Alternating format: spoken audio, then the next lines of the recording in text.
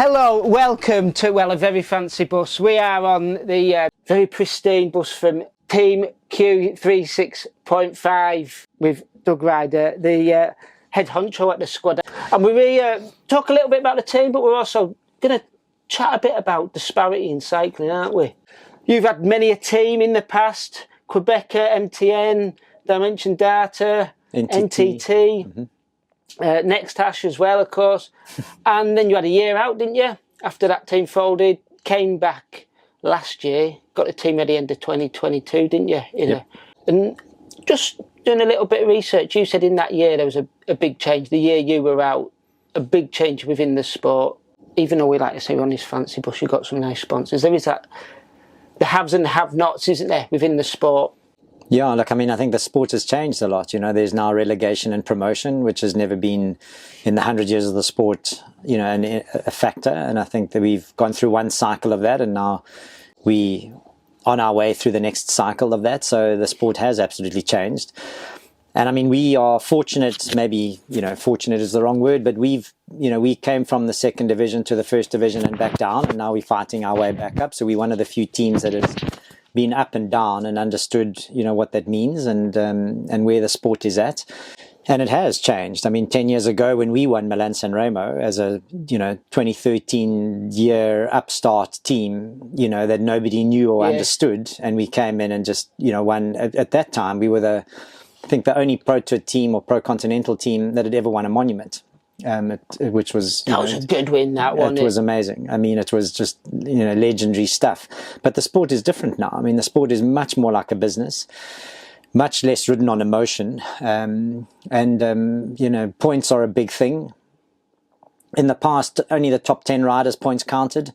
Now the top 20. So teams are pushing hard on depth and quality, and those that it's come like the haves and the have-nots. Those with big budgets are bringing riders in and that they don't want to race against. They'd rather pay for riders and bench them than race against them and put them in other teams, and they can do that. And then there's teams like ours now that are trying to find our niche and our way in this world and in the sport, and to try and be and differentiate ourselves and try and be competitive. But there's definitely a big disparity between the big teams and the rest. Your Jumbos, your UAEs who are just part there. Yes. Yeah. Opposite us. Yeah, Ineos, of course, and even Trek now. They've upped their budget with Lidl considerably. They've got a huge roster this year. Yeah, they did a lot in the transfer market and did really well. Because you look at their sort of budgets, like UAE, they've got 35 million, something like that.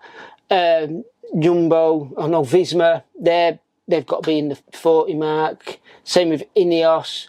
And then you just look at the classic teams, the old teams, Francis de Jour, I know they're on about 20, which is, that's a big depth. I don't know what you guys want. I don't know if you want to tell me, but that's a big budget change, isn't it? Yeah, we're less than that. Do you think there should be a price cap on teams? So look, I mean, I think that's never going to happen in sports, and I don't think it'll happen in cycling. But I think what could be relevant, I think, going forwards is that, or what I think is the way it should work. And I think what riders should look at is do they want to be someone else's bottle boy and they're good enough to be a leader in another team? And do they want to ride for a big team, or do they want to leave a legacy? And do they want to be in a team, where they can make a difference and they can compete for victories and not just be, on a big, strong team and add to that. Like that for me is where we want to create an environment in our team where we become an aspirational team to ride for, and where people can see that they get an opportunity to put their hand up and to be able to,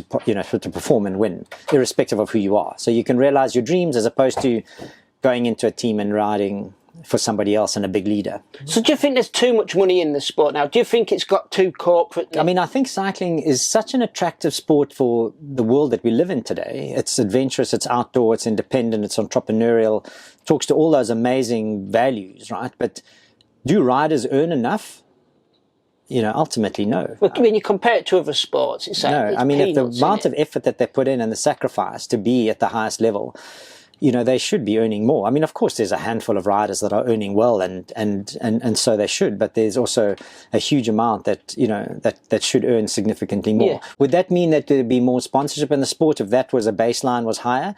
maybe not. Would there be less teams? You know, well, for sure, maybe there would be less teams. Is that a good thing? Sometimes yes, sometimes no. But you know, I think the sport is in an interesting place at the moment, and it's, you know, it should survive and come out of it strong. But I mean, I think this kind of a handful of teams that are very dominant at the moment is not helping. It's dangerous for the sport, do you think? Dominance in anything, I think, is dangerous, and because it affects viewership. People sometimes, with the racing that's happening with 80 to 100k to go, the race is done, and there's a handful of riders that are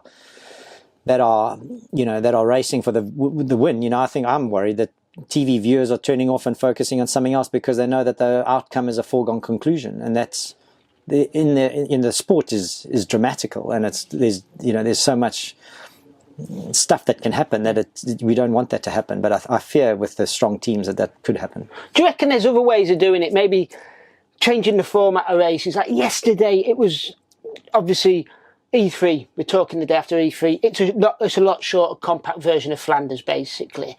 And we saw basically the break go or the move go. It was like sort of 25k to go, something like that, which is a long way out, but it was still exciting. It was still exceptionally exciting. But when you compare it to Strada, when we saw obviously some superstar get away with 80k to go, do you reckon there should be a reshuffling of like a format of the race, the way races are run, stuff like that?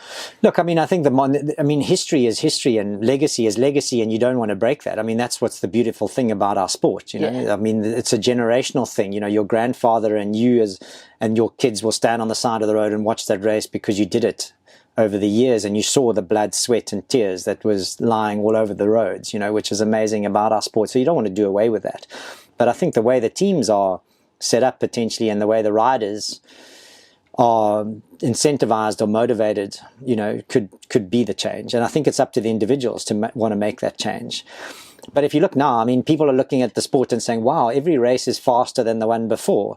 But that's because the teams and the strong teams have such depth and quality. Yeah. Yesterday's race, for instance, I mean, the first hour was at 51.7k an hour. The second hour was at 50k an hour. Now, why is that? It's because, you know, they're not letting breakaways run. The strength and depth of some teams is such that they can put top riders that are ranked in the top 20 in the world on the front to ride a gap closed in the first hour, you know. So there's no funny business in the sport, I believe. There's just such depth and quality in certain teams that can ride tempo. I mean, my answer to this, I think, is that if the riders don't follow the big teams necessarily and want to be, you know, heroes and leave a legacy in other teams, that's where there'll be more balance and more excitement, and then, you know, then the sport will absolutely rock and roll. But it's up to those individuals to make that decision. How do they want to be remembered? Yeah. And that's what I say to riders every day. I said, how do you want to be remembered? Do you want to be remembered as someone that did something for someone else, which is great because it's a team sport, but do you want to also have your opportunities to be a legend in your own right and write your own story? Because it does seem you've got a team full of riders who are, not saying there's other teams that don't have riders with passion, because that's obviously not true, but the guys you've got on the team, it's not, some of them it's a second chance, some of it's a chance that has been waiting a long time. I've just been chatting to Mr. Monk himself, and 27, turned pro with you guys at 27. He did it for the passion, and you've got a lot of guys on the team like that. Does that change the dynamic? Does that change the way riders see a race when they rock up to the start line, do you think? I mean, giving a rider like Cyrus an opportunity to stand tall and to be respected, and all the work that he put in before as an amateur, you know, finding and fueling his own way through life. And then we saw like a bit of an outlier and thought, let's give him a chance. I mean, does the sport help people like that today, that it's run like a business? And the answer is no. I mean, there's a guy with a big heart and big passion, but would he get onto any other team if there wasn't a team potentially like ours? And the answer is no. But I mean, our decisions moving forward, do we keep riders like that and continue to focus on riders like that to see if we can find that needle in the haystack and that gem? Or because the sport is such a business, it's all about numbers, points, ranking. Yeah. You know, so is the sport going in a direction that is, you know, turning teams away from those opportunistic, passionate individuals? Absolutely. So that's got to be a really difficult choice for you, though. Like, have a team that's can go forward, survive, make the money, keep the sponsors, or not, or go small and stick to your morals, stick to your principles. Yeah. That's got to be a really tough choice for you. That's a massive tough call. Because obviously, you know firsthand how much of a knife edge teams are on. Yeah. Realistically, so that's got to be a tough choice for you. Yeah, I mean, I grew up in the Mandela era. Like, I'm about empathy and compassion and about opportunity and diversity and all of that. So I love that, that outlier, that money ball concept, I love that. And I think it's, and I think we've attracted a lot of people because we've shown in the past that is, we're in favor of that, and also massively diverse cultures, which is awesome. But I mean, as the sport's becoming more and more like a business, it's becoming harder and harder to justify that as a strategy. But we still want to be, I mean, I'm still, betwixt and between with it. But I mean, in the end, I go by my heart and not necessarily. And when I meet someone and I see the passion in their eyes, like, I want to give someone like that a chance. But yeah, I mean, who's the guy that you've given the chance to at the classics this year? It's the first time, and you've he's got to go. We had so many riders in our last few races that had rocked up to these races for the first time. I mean, Matteo Moschetti, for instance. I mean, he's an older rider that has won a lot, but I mean, he hadn't even ridden Milan San Remo last year.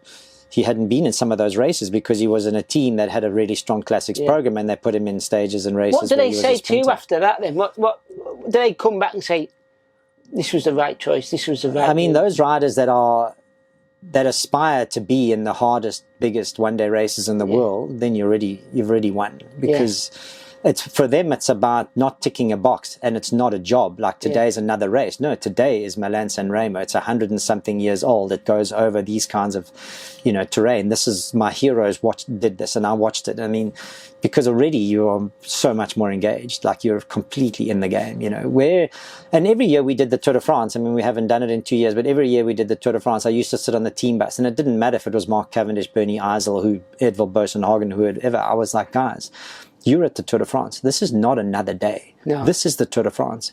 Being at the highest level in any sport is aspirational, and it's a privilege. And never, ever, ever, miss or not understand, every hour of that day. Like, it's a privilege to be here, and you need to look at it like that. This is not just another Tour de France. You're lucky to be here, and there's so many people that'll give everything to be in your shoes, in this space. So. And I think sometimes when it becomes too much like a business, we lose that, and people lose that. And I never want to see that in an individual, because it's, to be in sport is a privilege. To be in the Tour de France, is the next level, and you can't ever, take it for granted. I will say thank you very much for your time, because I'm guessing you're a busy man. You're not putting your feet up for the rest of the day, are you? No, definitely not. All right, Doug, thank you ever so much, my man. Absolutely. Thank you, it's been an absolute pleasure. There we go, passion through and through. Let us know what you think in the comments below, people, if you're watching on YouTube. If not, shoot us a message via the socials. Can I flash yours up? Absolutely. There we are. Harass Doug as well. Let him know what you think. As always, thank you for watching. Enjoy your riding.